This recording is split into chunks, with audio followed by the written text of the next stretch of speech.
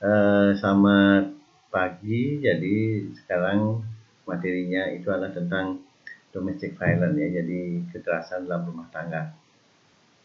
Nah, jadi kalau dilihat di literatur bahwa kekerasan dalam rumah tangga itu mempunyai definisi yang bervariasi ya. Ada yang mengatakan sebagai intimate violence dan lain sebagainya.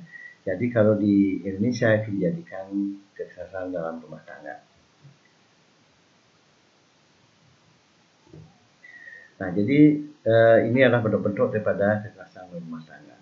Jadi kekerasan rumah tangga itu ada kekerasan fisik, ada juga kekerasan psikis atau kekerasan mental, kekerasan seksual, termasuk juga di dalamnya adalah neglected, yaitu adalah pengabaian. Nah, di samping itu juga ada yang termasuk dalam kekerasan rumah tangga itu adalah pembatasan, menimbulkan suatu dependensi yang artinya membuat jadi seorang itu tergantung, jadi mengekang kebebasan. Jadi yang paling banyak memang secara statistik itu adalah kekerasan fisik, yang dimana akan ditemukan adanya luka-luka dan juga ada yang menggunakan racun. Jadi sehingga di dalam kekerasan fisik ini ada beberapa sindroma yang muncul. Misalnya itu adalah ada yang dikenal sebagai Bad-Rage Child Syndrome, itu untuk kasus kekerasan berulang pada anak, dan juga kasus-kasus yang terutama korbannya itu adalah perempuan. Jadi Bad-Rage Woman Syndrome itu adalah sindrom-sindrom yang sering kita dapatkan. Nah, jadi kasus kekerasan dalam rumah tangga itu sangat susah sekali untuk diungkapkan. Jadi mengapa demikian? Karena pelaporannya itu adalah sangat minimal, sehingga kasusnya itu adalah sesuai dengan Pandora Box case. Jadi kasus Pandora Box, jadi yang akan dimuncul, yang diketahui itu jauh lebih sedikit dibandingkan dengan kejadian yang sesungguhnya. Nah, jadi mengapa jadi kasus kekerasan dalam rumah tangga itu merupakan kasus yang tergolong Pandora Box? Itu karena ada hubungan yang spesifik antara pelaku dan korban. Jadi misalnya yang dilakukan oleh suami dengan istrinya, kemudian orang tua dengan anak. Jadi sehingga tidak ada pelaporan. Itu satu faktor yang menyebabkan kasus kekerasan rumah tangga itu adalah kasus Pandora Box. Kemudian faktor yang kedua, di samping hubungan spesifik antara pelaku dengan korban, rumah tangga itu adalah suatu tempat yang privasi. Jadi sehingga sangat sulit bagi seseorang, orang lain untuk melakukan intervensi ke rumah tangga tersebut. Jadi itulah menyebabkan bahwa kasus-kasus KDRT itu kejadiannya jauh lebih besar semuanya terjadi di masyarakat dibandingkan dengan yang dilaporkan.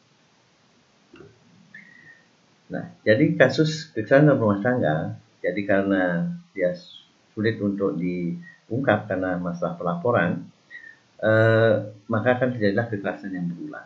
Maka akan menimbulkan suatu keadaan yang dikenal sebagai lingkaran kekerasan atau cycle of violence. Di mana cycle of violence itu umumnya terdiri atas 3 fase. Jadi fase yang pertama itu adalah tension building, fase yang kedua adalah acute battering, kemudian yang ketiga adalah honeymoon phase. Nah, jadi pada fase tension building itu mulai terjadi ketegangan psikis antara pelaku dengan korban. Jadi ada muncul suatu ketidakpercayaan atau mistrust ya. Jadi mulai ada kesalahmengertian antara pelaku dan korban. Nah, kemudian setelah fase tension building ini akan diikuti dengan fase acute battering. Jadi acute battering itu adalah fase di mana mulai terjadinya bentuk-bentuk kekerasan. Bisa kekerasan fisik, bisa psikis, mental, maupun seksual dan sebagainya. Ya, tetapi kemudian pada fase acute battering ini pelaku itu akan meminta maaf kemudian kepada korban. Itu adalah fase honeymoon phase.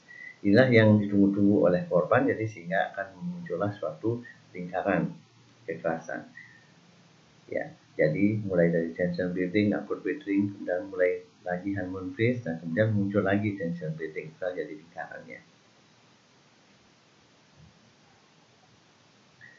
Nah, kalau kita lihat bagaimana kekerasan dalam rumah tangga ini dari hak asasi dan hukum ya.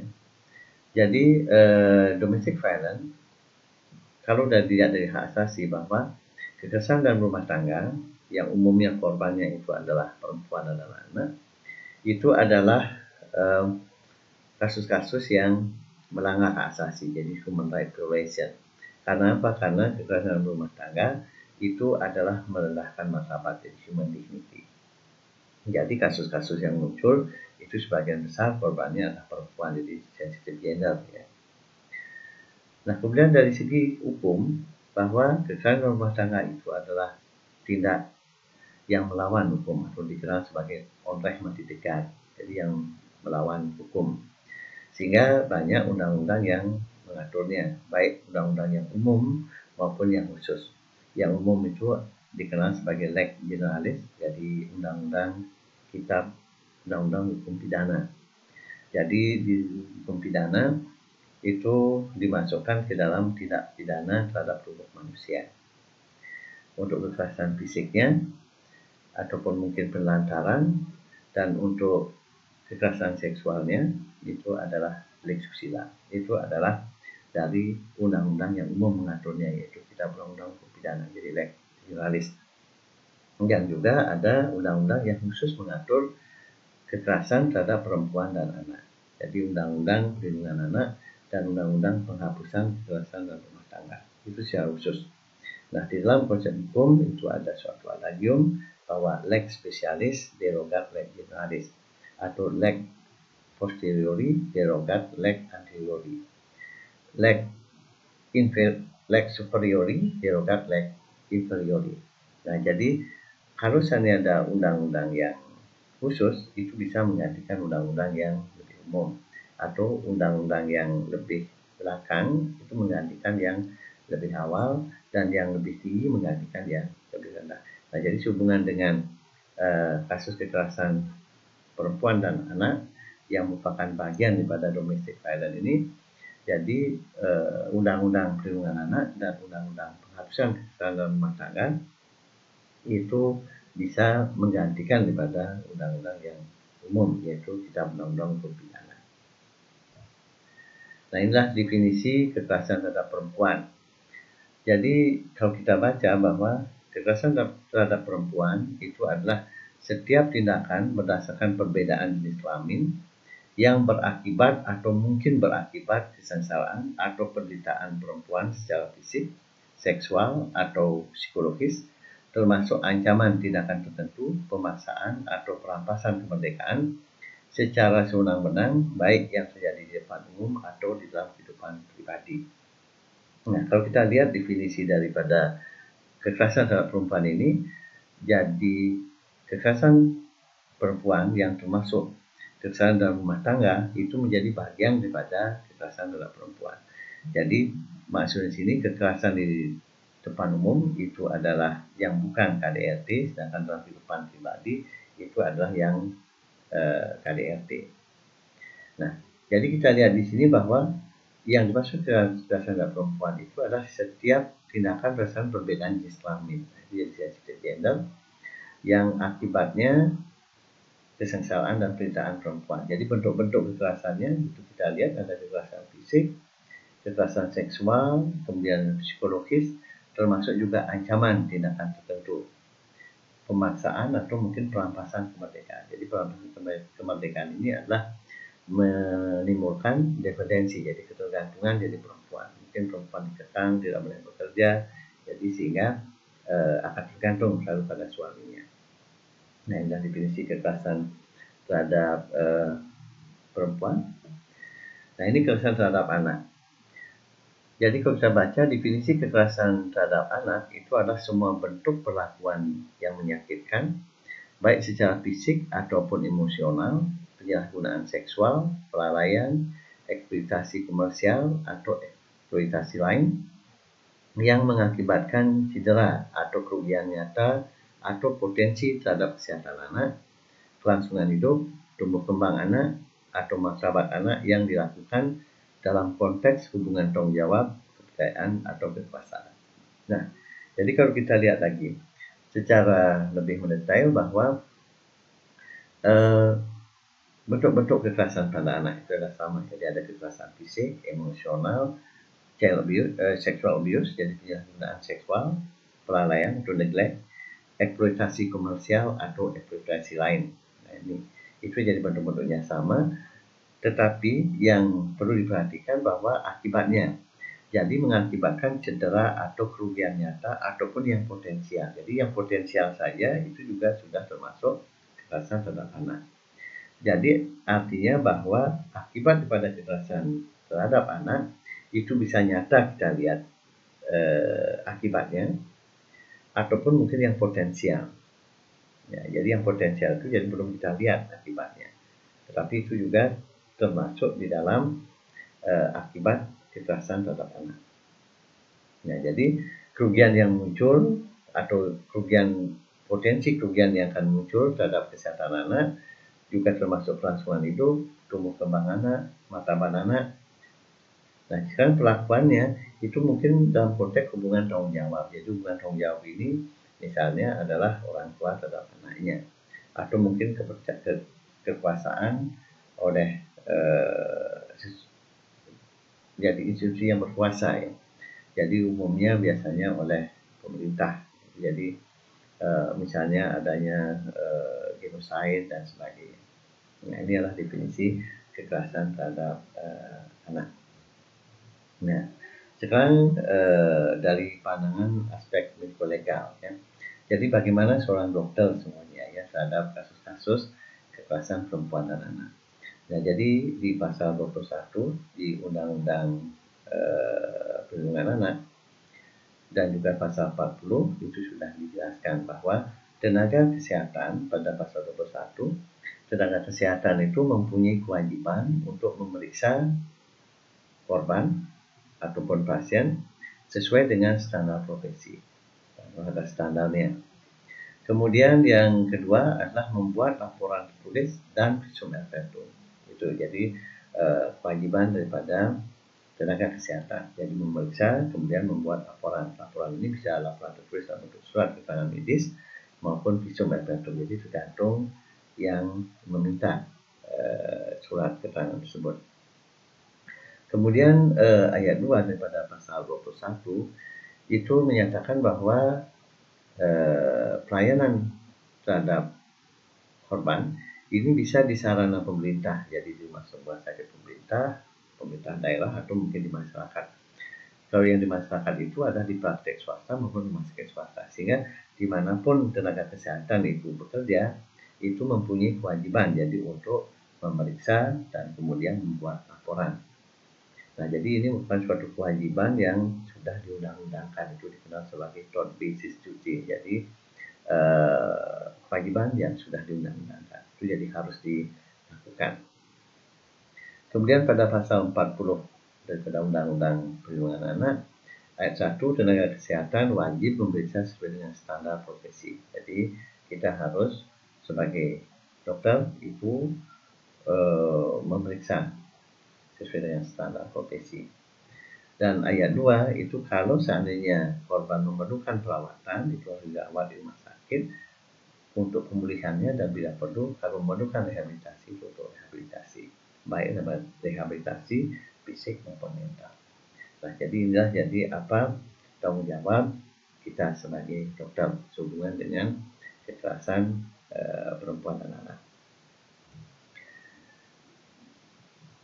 Nah, sekarang pada saat pemeriksaan. Jadi pada saat pemeriksaan dokter mempunyai peranan itu melakukan pemeriksaan dengan dua pendekatan. Jadi pendekatan yang pertama itu pendekatan medis dan yang kedua adalah pendekatan forensik klinik. Jadi pendekatan medis itu kita memeriksa sebagai pasien.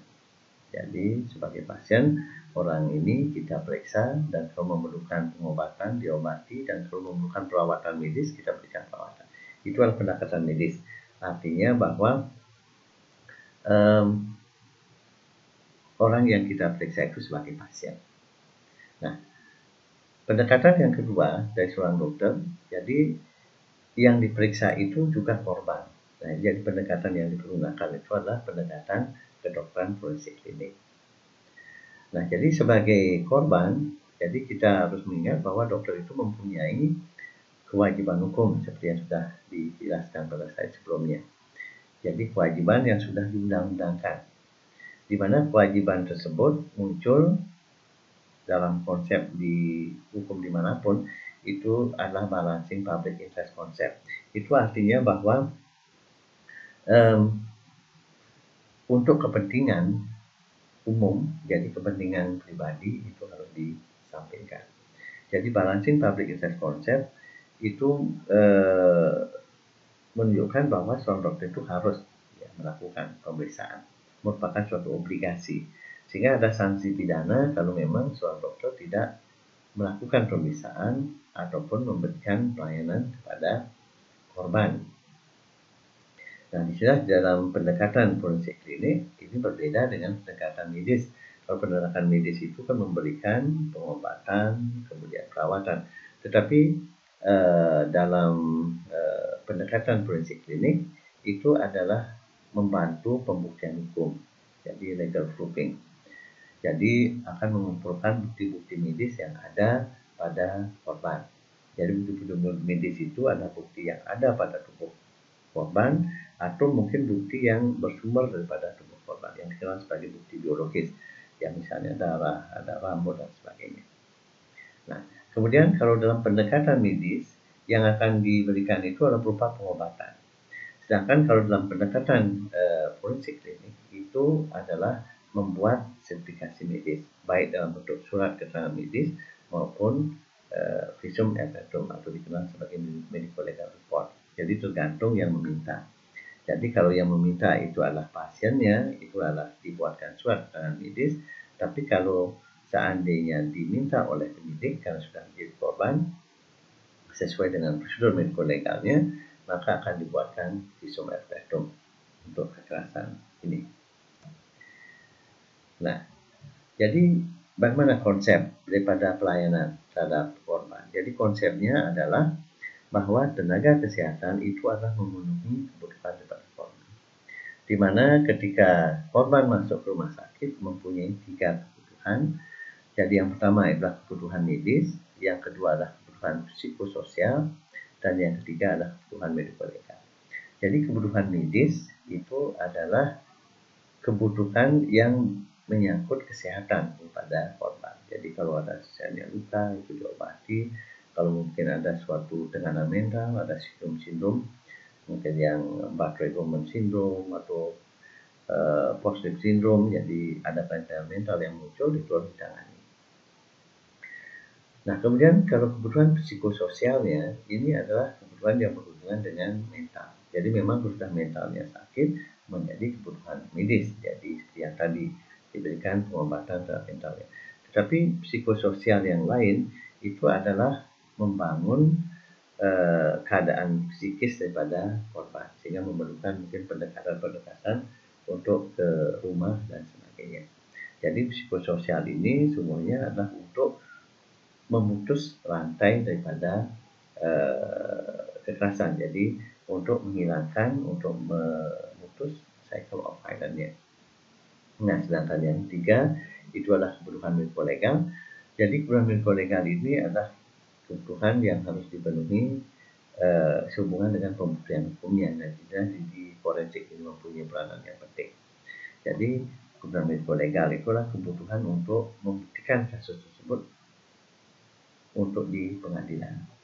Jadi suatu legal proving di mana dokter itu akan memberikan bukti-bukti medis, dan nanti bukti medis itu akan dibuat dalam bentuk alat bukti yang tertulis.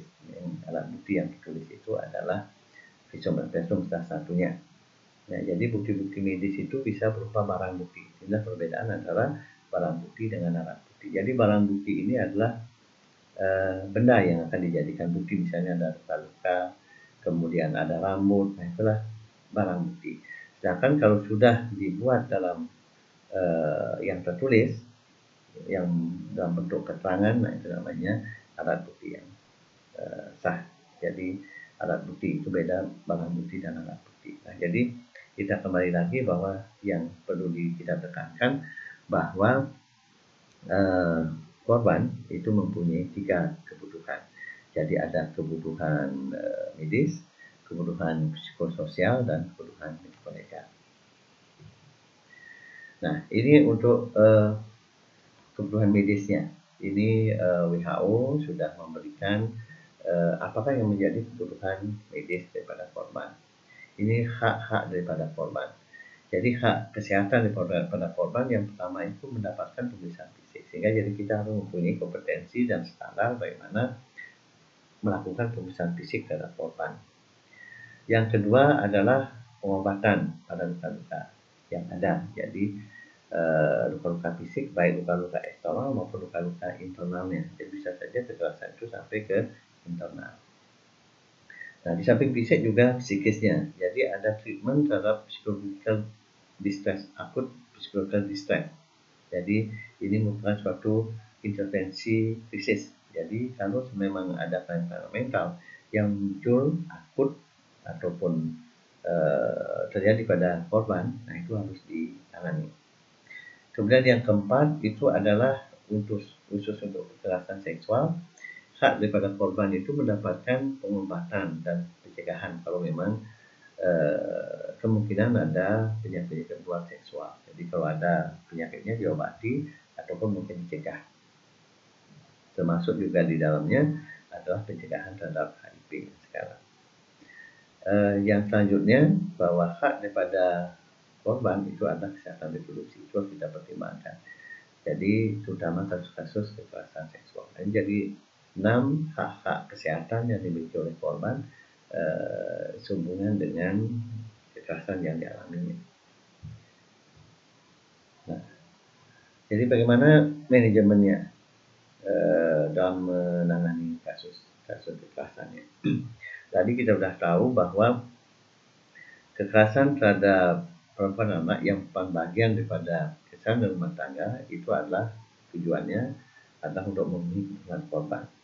Nah, jadi pendekatan yang dilakukan kita sudah jelaskan sebelumnya. Jadi kedua pendekatan itu namanya dualisme biomedik. Jadi ada konsep dualisme biomedik. Bahwa konsep dualisme biomedik itu adalah pada saat yang sama satu orang mempunyai dua posisi yang berbeda. Jadi waktunya sama, orangnya sama, tapi posisinya berbeda. Jadi posisi yang berbeda itu yang pertama itu sebagai pasien, sedangkan posisi yang kedua sebagai korban. Jadi antara pasien dan korban ini mempunyai pendekatan yang berbeda. Kalau sebagai pasien itu adalah memerlukan pendekatan medis sehingga dilakukanlah pengobatan dan perawatannya. Sedangkan sebagai korban dia itu adalah barang bukti yang tadi atau corpus delicti. Jadi corpus delicti ini harus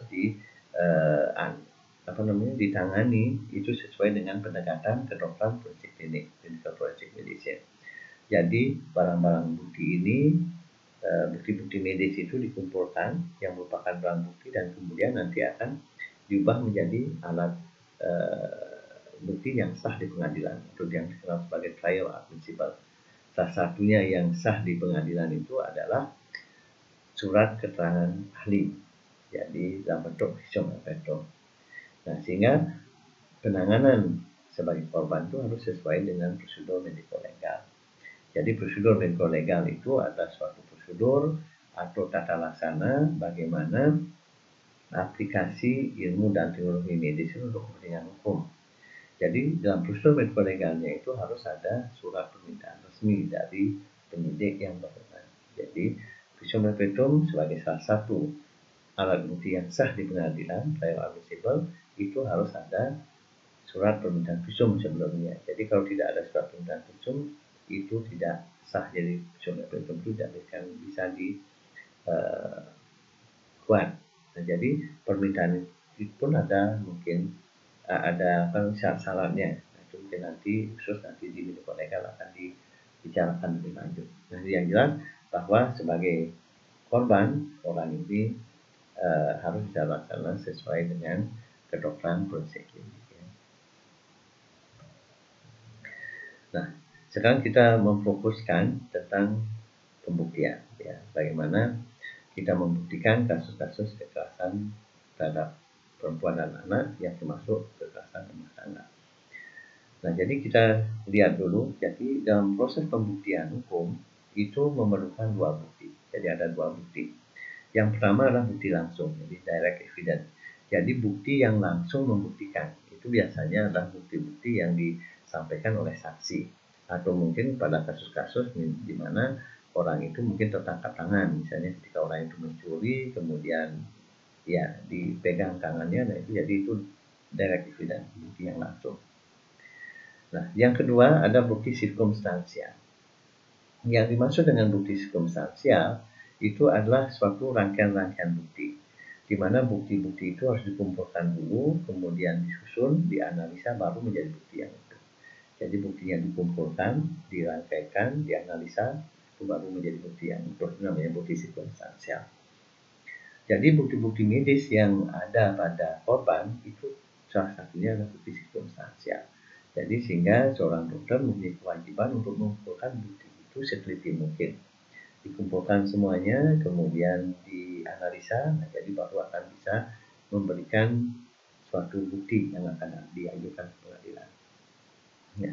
Dalam pengumpulan bukti-bukti medis ini, jadi kita harus mengacu kepada suatu konsep di kriminologi, itu yang namanya Locard konsep.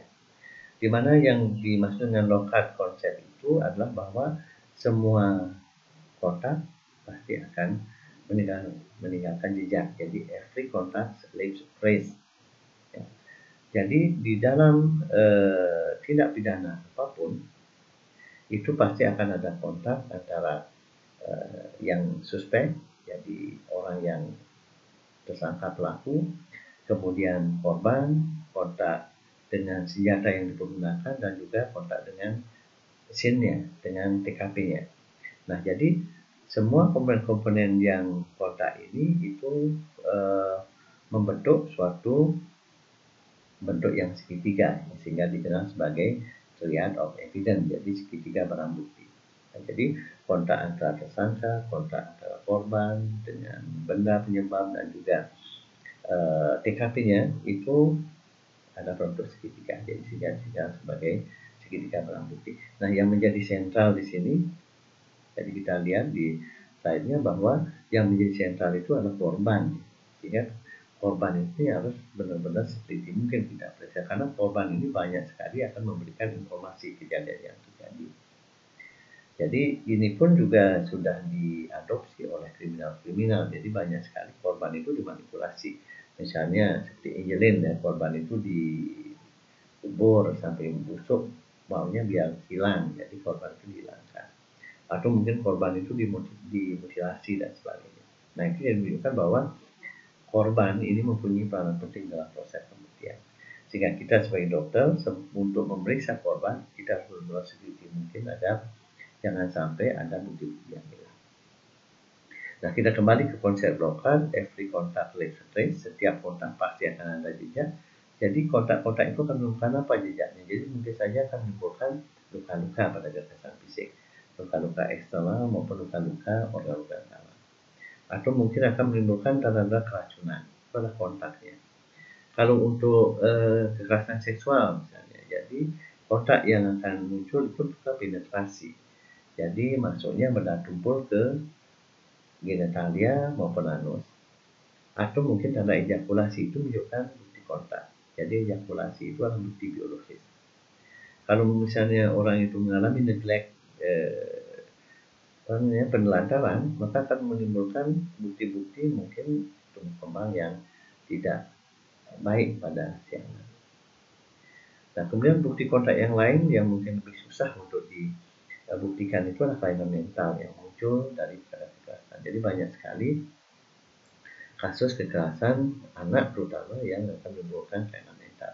Jadi kita harus mengingat lagi yang namanya kekerasan anak itu akibatnya bisa nyata dilihat luka-luka, penetrasi, kekerasan seksual bisa saja nyata, bisa saja yang potensial. Yang potensial ini salah satunya adalah kelainan mental.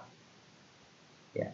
Jadi bukti kontak yang lain itu adalah bukti-bukti biologis yang tadi sudah saya paparkan. Mungkin bukti biologis itu bisa ada darah, bisa jaringan, bisa rambut dan sebagainya.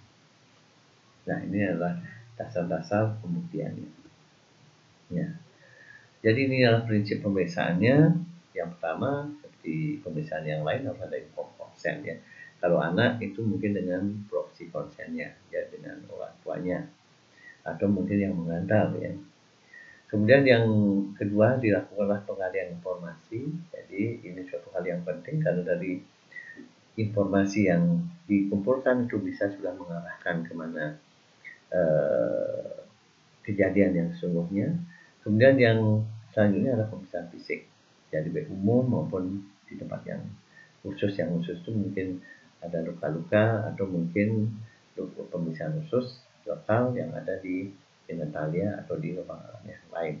Kemudian ada pemeriksaan lab, kemudian ada dokumentasi. Nah, jadi dokumentasi ini ada dua bentuk ya. Bentuknya itu ada naratif dan ada fotografi. Nah, ini mungkin yang akan nanti diberikan dalam basic clinical skill. Jadi yang naratif itu adalah mendokumentasikan bukti-bukti medis itu secara tertulis.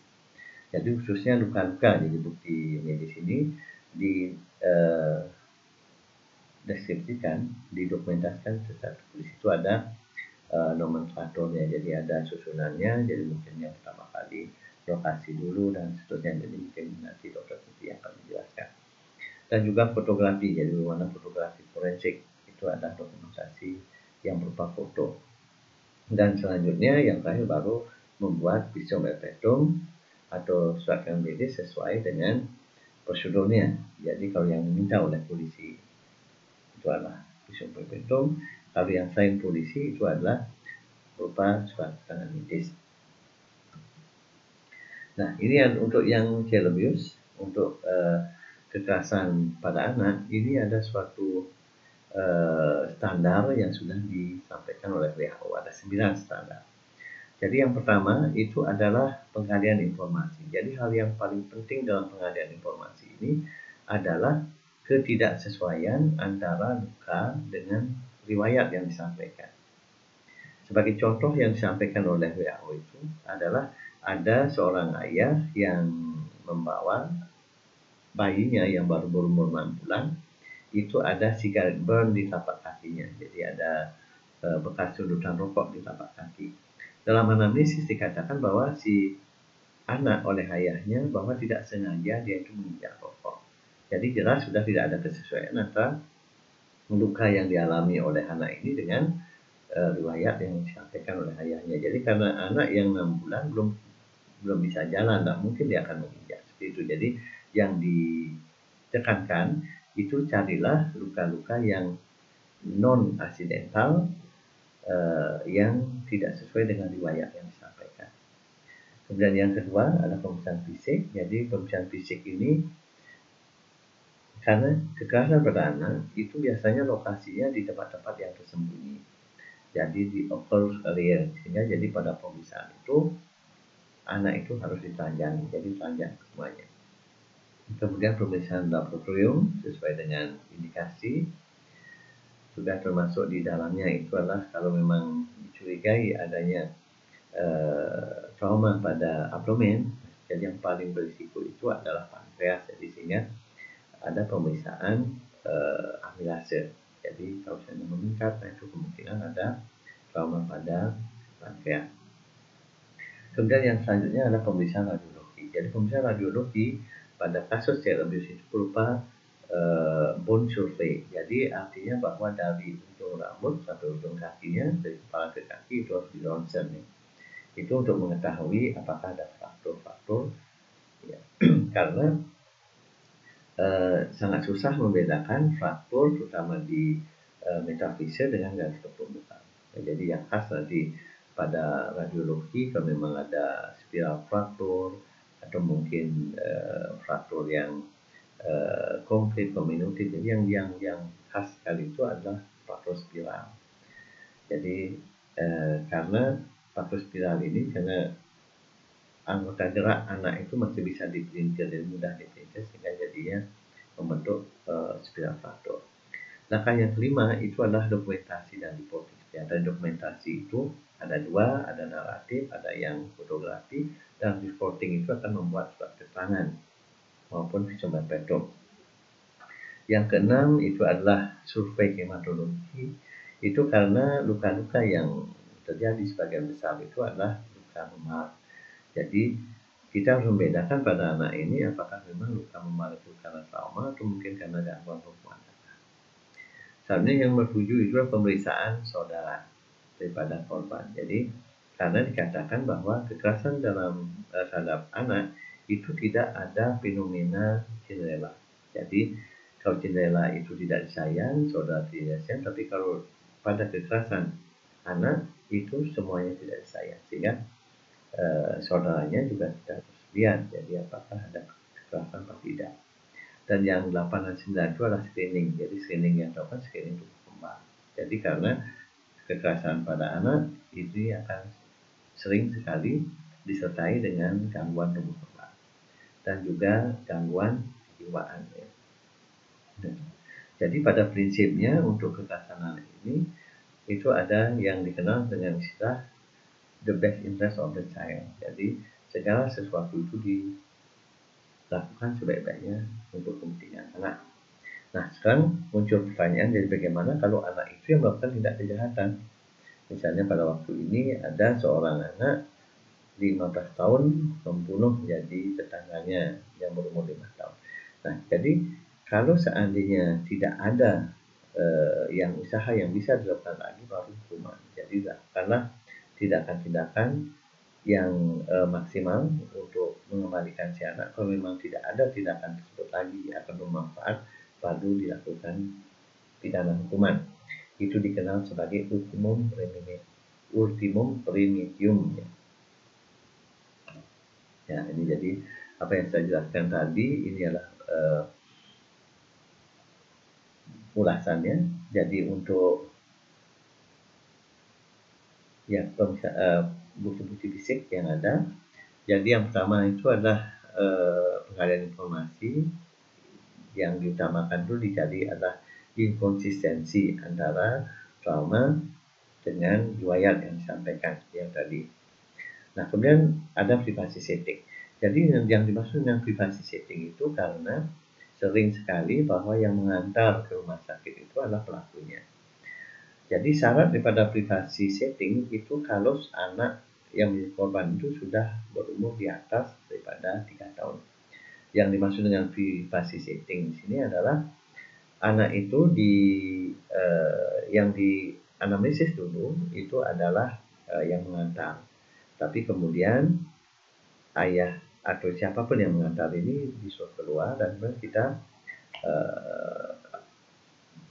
analisis pada anaknya. Jadi kalau memang ada ketidaksesuaian, nah itu bisa saja bahwa yang mengantar itu adalah pelakunya, itu namanya privasi setting. Jadi untuk pemeriksaan fisik, jadi karena di tempat-tempat tersembunyi di occult area itu sering terjadi luka-lukanya, maka harus telanjang. Ya. Dan yang dicari di sini luka-luka itu adalah non-accidental injuries. Jadi luka-luka yang bukan karena kecelakaan. Jadi non-accidental. Nah, jadi nanti mungkin akan dijelaskan di traumatologi itu di manakah luka-luka yang non-accidental. Jadi kalau luka-luka accidental itu biasanya di tempat yang terexposure dan kemudian di tempat yang menonjol. Tetapi kalau saya luka yang non-accidental mungkin bukan di tempat seperti itu. Di samping luka yang non-accidental juga kita harus melihat adanya luka-luka yang berulang. Jadi karena sifat abusive yang khas itu adalah suatu luka yang repetitif. Mungkin dilihat dari warna luka memar, mungkin atau mungkin proses-proses penyembuhan yang lain. Dan juga pada pemeriksaan fisik kita harus mencari tanda-tanda neglect, ya, tanda-tanda bahwa anak itu diabaikan. Yang selanjutnya pemeriksaan laboratorium sesuai dengan indikasi. Jadi salah satu yang tadi pemilihan pemeriksaan amilase atau mungkin pemeriksaan lab yang lain. Jadi misalnya pemeriksaan CD4 karena sering sekali anak yang mengalami child abuse yang lama itu akan terjadi atrofi daripada timus, sehingga jadi kekebalan tubuhnya akan turun. Nah, kemudian pemeriksaan psikiatrik dan psikologis itu jadi pemeriksaan yang dilakukan. Nah, ini adalah tempat-tempat yang tersembunyi dan apa itu tindakan abuse. Jadi yang tersembunyi itu yang paling sering kalau pada bayi itu adalah di frenulum labialis. Jadi karena bayi itu nangis terus, kemudian dimasukkan dotnya sampai robek frenulum labialisnya. Kemudian daerah yang tersembunyi itu bagian tubuh yang tertutup oleh pakaian. Jadi sehingga harus ditanjangi jadi anak tersebut. Jadi mungkin di punggungnya, mungkin di bokong dan sebagainya. Nah, kemudian termasuk juga di leher dan abdomen. Jadi itu adalah daerah yang tersembunyi. Genitalia dan andung genital itu juga termasuk daerah yang tersembunyi. Ya, kalau tindakan abusive ini kita lihat dari proses penyembuhan lukanya. Jadi ada yang umumnya yang paling mudah kita lihat itu adalah perubahan luka, warna luka memar. Jadi luka memar ini akan bisa kita memperkirakan bahwa luka ini terjadi berulang. Jadi konsensus internasionalnya kalau luka memar itu penyembuhannya dari daerah luar ke dalam. Jadi sehingga kalau ada luka memar yang daerah tepinya sudah mulai berubah kecoklatan, itu dikatakan sudah di atas 19 jam. Dan kemudian disesuaikan dengan perubahan-perubahan warna luka memar yang lain. Dan juga bisa ditentukan dengan Ronsen. Jadi tadi bone survey bisa kita melihat tentang penyembuhan patah tulang dengan terbentuknya kalus pada patah tulang tersebut. Ya. Sekarang untuk yang luka-luka, jadi sering sekali luka-luka itu berbentuk pola yang dikenal sebagai bukti pola. Ada suatu gambaran-gambaran khusus, misalnya marginal bleeding. Jadi marginal bleeding di hematologi nanti akan disampaikan itu adalah perdarahan bukan di tempat trauma itu terjadi. Jadi di tepi-tepi daripada benda, misalnya kalau memukul dengan menggunakan rotan, misalnya memukul dengan dengan ikat pinggang. Jadi di sana di tepinya itu akan ada perdarahan marginal bleeding. Khas juga ada cigar burn. Cigar burn itu adalah luka karena sunutan rokok. Kemudian ada immersion syndrome atau franchiside, nanti saya jelaskan. Ini biasanya terjadi di negara-negara dengan 4 musim. Jadi bisa saja juga di negara kita. Kemudian pincer tip bruises itu adalah luka-luka memar yang menunjukkan bahwa luka memar tersebut disebabkan oleh ujung jari. Jadi karena sering dicubit terlalu keras sehingga ada luka-luka memar seujung sama dengan ujungnya jari. Itu namanya pincer tip bruises. Kalau ada luka lecetnya itu pincer tip excavation. Itu misalnya kalau dicekek itu ada bentuk yang berbentuk bola sabit. Nah, itu jadi pincer tip excavation. Nah, kemudian ada bite mark. Bite mark itu jadi bekas gigitan, jadi luka karena gigitan. Kemudian yang khas kalau misalnya di ronsen itu ada sebelah faktor. Nah, tapi kita harus memikirkan bahwa bukti-bukti luka-luka yang ada pada korban itu merupakan bukti kondisional. Yang dimaksud dengan bukti kondisional di sini adalah bukti yang dipengaruhi berbagai faktor. Salah satunya pada anak-anak itu umur. Jadi anak ini sering secara fisiologis itu akan masih mengalami gangguan pembekuan darah. Jadi kita harus memikirkan itu yang mempengaruhi. Atau juga status kesehatan. Jadi kesehatan daripada korban harus kita pertimbangkan. Jadi karena luka-luka tersebut bisa saja akan lebih hebat kalau memang status kesehatannya itu buruk, terutama jadi status kesehatan yang mempengaruhi proses pembekuan darah. Nah, ini salah satu contohnya, misalnya di gambar yang paling atas itu ada pincer tip bruising, yaitu jadi yang disebabkan ujung jari, kemudian di sebelahnya itu ada karena tamparan yang akan menimbulkan marginal bleeding, jadi ada gambaran tangan di pipi anak tersebut, ada mungkin luka-luka memar yang ada di punggung, jadi dia ada tersembunyi. Kemudian ada yang mempergunakan luka bakar, jadi ada stika, jadi dibokong daripada anak tersebut. Jadi yang bisa kita pelajari di sini bahwa kekerasan itu terjadi di tempat-tempat yang tersembunyi, jadi sehingga jangan sampai kita sampai melupakan untuk memeriksa ke semua tubuh daripada korban anak tersebut. Ya, itu menjadi tanda penyakit bruisis. Yang paling atas yang di lengan bawah itu menunjukkan tanda bite mark ya. Jadi gambarannya seperti gigitan ya. Kemudian ada yang spesifik. Nah, kemudian jadi yang terakhir yang di telapak kaki itu adalah ciri daripada luka karena cigarette burn. Jadi ada luka berbentuk bulat. Nah, kalau yang masih baru, yang berwarna hitam bulatnya yang masih baru itu akan ada dilingkari oleh jaringan yang berwarna pucat. Jadi itu jadi ada luka bulat hitam, kemudian dikelilingi oleh jaringan yang pucat. Nah, itu jadi ciri khas daripada cigarette burn. Nah, ini Vanessa Child.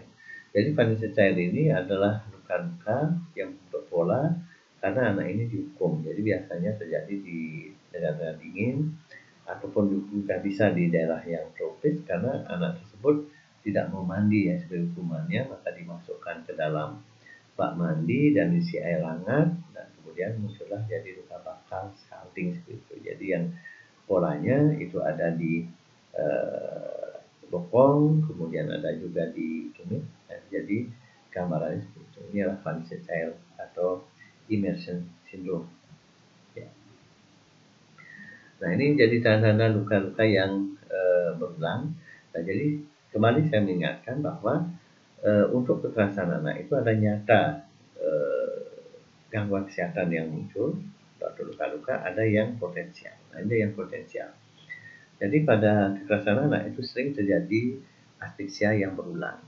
Jadi asfiksia yang berulang karena yang anak itu nangis, mungkin dibekap, jadi yang paling berisiko karena asfiksia ini adalah organ-organ yang sangat sensitif dengan kekurangan oksigen, terutama otak, itu yang paling sensitif. Yang di antara bagian-bagian otak yang paling sensitif itu adalah di daerah lupus, di daerah Ammon Horn. Ya, di sana ada suatu daerah yang namanya Somner Sector, itu yang paling sensitif dengan kekurangan oksigen. Nah, jadi kalau seandainya berulang maka akan bisa terjadi nekrosis, kemudian jadi biosis di sana, sehingga akan bisa menimbulkan sebagai fokus-fokus epileptikus. Nah, jadi sering akan muncul temporal lobe epilepsi dan lobus temporal pada anak-anak yang mengalami child abuse. Ya, kemudian kekerasan juga sering dialami anak, terutama di daerah kepala. Jadi kepala itu bisa dibenturkan atau bisa juga digoyang. Ya. Nah, jadi kalau misalnya kepala itu dibenturkan, itu akan terjadilah resiko. Ya. Jadi ada kelainan-kelainan di otak, bisa luka memar, ada juga peradangan di otak yang searah dengan datangnya kekerasan. Nah, jadi kalau ada luka-luka tersebut dan kemudian dia sembuh, akan terjadilah biosis psikiatrik. Nah, itu gambarannya akan berwarna kuning sehingga dikenal sebagai plaque of Kellner, dan ini menjadi octopus epilepsi. Nah, jadi kalau kepala itu yang tadi itu kepala itu dipukul ya. Kalau yang dibenturkan berbeda sekali. Kalau yang dipukul itu ada resiko. Sedangkan kalau yang dibenturkan jadi hanya kepalanya bergerak, benda tumpulnya diam, itu lebih banyak terjadi lesi countercurve. Jadi lesi countercurve ini terjadi paling sering pada lobus frontal bagian bawah dan temporal bagian bawah. Ya. Jadi kalau misalnya plaque of Kellner ini terjadi di frontal bagian bawah atau temporal bagian bawah, itu akan mudah sekali menjadi fokus epilepsi. Mengapa demikian? Karena ambang kejang pada otak itu lebih rendah ambang kejangnya di otak bagian bawah dibandingkan otak bagian atas. Sehingga kalau kepala yang dibenturkan pada anak ini itu akan mudah sekali menimbulkan epilepsi. Jadi setelah kalau dia survive untuk hidup, jadi yang dikenal sebagai post traumatic epilepsy. Nah, jadi ini yang potensial akan terjadi pada anak. Jadi salah satunya adalah epilepsi. Demikian juga yang potensial terjadi adalah gangguan lapang pandang. Jadi karena dari anatominya bahwa pada anak-anak antara retina dan sklera itu masih melekat dengan erat. Sehingga kalau misalnya digoyang itu bisa akan menjadi perdarahan subretinal. Jadi perdarahan subretinal inilah yang akan menyebabkan gangguan lapang pandang. Atrofi timus, nah ini dengan mekanisme yang tidak diketahui, itu terjadi gangguan timus itu akan mengalami atrofi. Kita tahu bahwa timus itu mempunyai peranan untuk mematahkan limfosit T seperti sistem dalam tubuh, jadi sehingga menyebabkan anak itu resistensinya terhadap kuman akan menurun, sehingga sering akan terjadi penyakit infeksi. Ya, ini salah satu bentuk daripada child abuse yang potensial.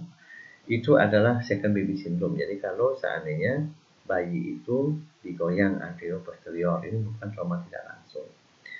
Jadi ada faktor predisposisi di mana bayi, terutama bayi yang di bawah 1 tahun, itu secara anatomi bahwa kepala bayi dibandingkan dengan badannya relatif lebih besar dibandingkan dengan orang dewasa. Itu yang pertama. Kemudian yang kedua itu adalah otot-otot leher. Jadi otot-otot leher ini pada bayi-bayi tersebut masih tidak bisa mengontrol posisi kepala. Itu yang dari luarnya. Sedangkan sekarang posisi otaknya sekarang bahwa dura mater itu akan masih melekat dengan tulang, dan otak itu masih belum berkembang. Jadi sehingga terjadilah ruang subdural yang lebar. Ya, jadi kalau kita tahu di subdural ini ada bridging vein ya, yang menghubungkan antara otak untuk membawa darah ke luar ke vena initialia. Jadi ini kalau seandainya digoyang itu bisa akan rupturnya bridging vein ini sehingga terjadilah perdarahan di otak. Menjadi perdarahan subdural karena subduralnya ini lebar. Jadi ada terjadi perdarahan subdural atau mungkin subarachnoid. Dan kemudian juga di mata. Jadi seperti mekanisme yang sudah saya jelaskan sebelumnya, bisa terjadi perdarahan subretinal. Dan ini akan bisa menimbulkan defek neurologis. Jadi ketiga keadaan ini dikenal sebagai trias SBS, jadi trias second baby syndrome. Sehingga trias second baby syndrome ini ada perdarahan subdural, perdarahan subretinal, dan ada defek neurologis. Jadi yang mencetuskan daripada SBS ini semuanya adalah tangis bayi, karena orang tua sering tidak tahan dengan bayi yang tangis karena komunikasi bayi itu selalu dengan tangis. Nah, jadi kalau digoyang dengan kemarahan, nah itu akan menyebabkan dan adanya faktor predisposisi yang tadi, anatomi maupun faktor-faktor yang lain, nah itu kan bisa menimbulkan perdarahan trias SDS, jadi trias second baby syndrome. Nah, ini lagi bentuk yang lain. Ini yang potensial dan bisa berlangsung sangat lama, itu Munchausen syndrome by proxy untuk MSBP. Ini biasanya pelakunya adalah seorang ibu. Ini kasus ini terungkap itu di Inggris pertama kali, di mana seorang bidan pada waktu itu dia sudah lama bekerja di ruang terapi intensif dan sudah banyak juga menyelamatkan bayi-bayi yang gagal nafas. Tapi banyak juga yang tidak selamat oleh pertolongan bidan ini, sehingga dari pihak pemerintah itu memberikan penghargaan kepada bidan itu sebagai the kissing of angel. Jadi karena ciumannya dia, orang itu bisa selamat. Tetapi ada orang yang berpikir mengapa kok pada saat bidan ini saja kok terjadi gagal nafas pada anak itu sering, maka dengan CCTV itu ternyata bidan ini melakukan berbagai cara. Jadi pertama kali dibekap dulu bayi yang dia rawat, setelah dia mengalami asidosis, kejang-kejang, sesak, lalu dilakukan resusitasi. Jadi ada yang selamat, ada yang tidak. Nah, ini namanya Munchausen syndrome by proxy. Ya. Jadi dilihat dari kasus yang tadi bahwa Munchausen syndrome by proxy itu ada dua fase. Fase yang pertama itu adalah factitious illness. Itu artinya bahwa orang tuanya, umumnya ibunya yang melakukan, itu mengarang penyakit tertentu pada bayinya. Misalnya jeret, misalnya sesak. Nah, jadi ibu ini akan terus ke dokter mengatakan penyakit yang diderita oleh anaknya. Ya, jadi sampai dokter memeriksa tidak menemukan apa-apa dan kemudian melakukan prosedur yang invasif dengan pemeriksaan tahap. Jadi dikatakan bahwa ada kasus korban Munchausen syndrome by proxy ini sampai seluruh penanya mengalami sikatrik karena diambil sampel darahnya. Ya, itu. Jadi yang pertama itu vaksinasi illness, dan di sini dokternya harus harus mawas ya. Jadi kalau memang ada kasus-kasus di mana anak tersebut susah sekali diagnosisnya. Nah, kemudian fase yang kedua itu adalah illness induction. Jadi untuk meyakinkan seorang dokter, ibu itu akan memberikan bukti ke dokternya. Ya, misalnya yang paling sering digunakan kalau di karang misalnya penyakit pada bayinya itu diare, maka bayi itu mungkin akan diberikan dalam dapur dulu biar diare, setelah diare baru dibawa ke dokter. Dan ini juga akan memberikan penderitaan pada anak karena induksi penyakitnya. Nah, jadi kedua fase inilah yang menimbulkan penderitaan pada anak. Jadi secara tidak langsung prosedur diagnostik pada vaksin virus ini akan menyebabkan penderitaan pada anak karena ada tindakan-tindakan medis yang sesungguhnya tidak perlu pada bayi tersebut kita berikan. Kemudian bahaya yang kedua yang lebih berbahaya lagi itu adalah karena induksi penyakitnya. Jadi induksi penyakit ini bisa diberikan dalam dapur, kadang-kadang kalau seandainya untuk karena perdarahan misalnya diberikan antikoagulan ya. Nah, itu jadi induksi penyakit akan juga memberikan penderitaan pada anak. Sehingga penderitaan pada anak pada Munchausen syndrome by proxy itu karena prosedur diagnostik dan juga karena induksi penyakit. Ya, ini dapat jangka pendek daripada kekerasan anak dan perempuan bisa kematian. Ya, jadi banyak sekali kasus-kasus kematian. Ya, dia katakan sekarang bahwa kematian oleh KDRT itu menempati 10 terbesar dari kematian yang terjadi. Kemudian bisa trauma-trauma, luka-luka, patah tulang. Kemudian bisa kehilangan fungsi alat tubuh. Kalau memang hamil bisa ada guguran kandungan. Bisa kekerasan seksual itu mengakibatkan kehamilan tidak diinginkan dan ada penyakit menular seksual. Samping fisik juga bisa karena mental, ada depresi, ada ansietas, ada bahkan momen trauma syndrome, ini posesif syndrome, jadi ini untuk kekerasan seksual. Ya, misalnya perpikiran, perbedaan, flashback, selalu ingat mungkin kejadiannya.